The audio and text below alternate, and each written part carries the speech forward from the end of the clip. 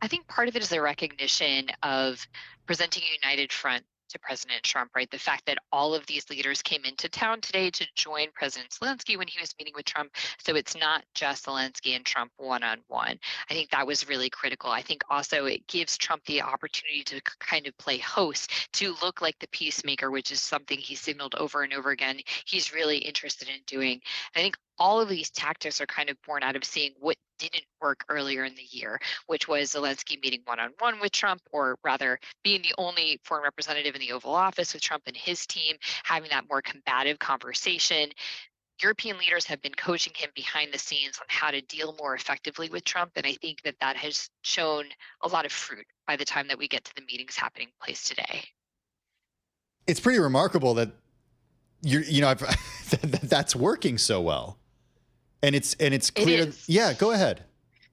No, it is. And you have some really clear players at the table earlier today, most notably the NATO Secretary General, Mark Rutte, who's someone who is in part picked for that job because of his ability to know how to work well with Trump. And the fact that Trump seemed to not so subtly indicate that part of his openness to security guarantees for Ukraine is taking place in the context of what he sees as NATO agreeing to spend more on defense. NATO members beyond the United States, that is what I mean, spending more on their defense is for him a consideration when it comes to thinking about how much skin the U.S. is putting in this game for Ukraine.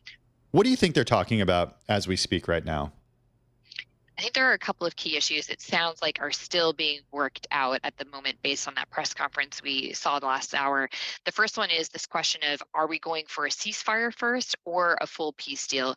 Coming out of his meeting with President Putin, Trump seemed to be emphasizing, we're just going to go for the peace deal. We're not going to pause. We're not going to focus on sort of this lower end of a ceasefire. We're just going to end this thing once and for all. European leaders, Ukraine, have actually been pushing the opposite direction. They want a ceasefire first, one, because they don't want to be negotiating something as massive as a peace deal while under fire, quite literally, and two, because this tends to be kind of a Russia delay tactic to push for a larger peace deal that's going to take a long time to resolve while still trying to make gains on the battlefield. So I think that's one issue that seems clear they're going to be still discussing. A second one is going to be territorial issues. Russia, again, we don't know exactly what Putin and Trump discussed on Friday, but most likely Putin was reiterating some of Russia's longstanding demands that Ukraine cede over formal recognition of territories that Russia has occupied for some period of time, as well as withdraw from territory that Russia doesn't currently control but would like to occupy. Those have been non-starters for Ukraine and by extension for a lot of European leaders as well.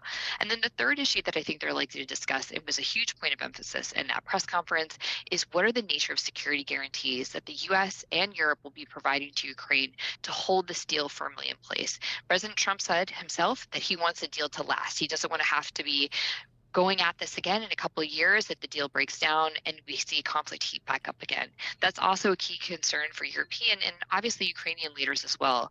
Security guarantees could ideally hold that deal in place so that we're not just existing in some sort of frozen armistice or frozen conflict that could reheat at any point in time. Given the fact that Russia is not in the room right now, Putin is not there as a part of any of these discussions, how much progress can the EU and Zelensky and Trump make on all of these points that you raise right now with Russia not there? I think from European and Ukrainian leaders' perspective, what they're probably more focused on, even obviously they all want to reach a peace deal, but they want to reach the right peace deal for Ukraine. They don't want to make concessions just so that Russia will agree to it that could end up compromising Ukraine's security and by extension, Europe's security down the line. I think what they're more focused on in this current moment in time is making sure that they don't look like the obstacles to peace. So in a sense, a still positive outcome for them out of this meeting would be they get Trump to agree to certain terms or conditions. He said earlier he was going to call Putin right after this meeting. If Putin doesn't agree to them, now Putin's the one who's vetoing the peace process, right? And the onus is back on him and back on Moscow. I think it's very likely that we're going to reach a sort of stalemate here, just given how far apart the different parties of this are on the key terms for a deal, and the fact that Russia probably still thinks time is on its side. And so it's playing for that time because it thinks the more that it has time to make gains on the battlefield, the more it will win back, the more fatigued the West will become, and the more likely President Trump will move on to other issues. So they are not necessarily genuinely interested in resolving this conflict at this moment in time. And I think that reduces the chance that they'll agree to anything, even terms that could otherwise be considered relatively favorable to So them. what does that mean? You said stalemate, but a continuation of what we've been seeing? Continuation of the conflict, potentially a continuation of efforts at peace. But ultimately, we think Moscow isn't really interested in ending the war right now, let alone agreeing to some sort of ceasefire or something that would put it on pause and give Ukraine a chance to kind of recoup and reconstitute its forces. Jennifer, 30 seconds left here. What position does that leave Europe in? I think Europe's main focus right now is maintaining that united front, figuring out ways that they can backfill support for Ukraine without the United States being the direct provider of it. And so far, this weapons for money scheme that they've worked out with the U.S. seems to be working.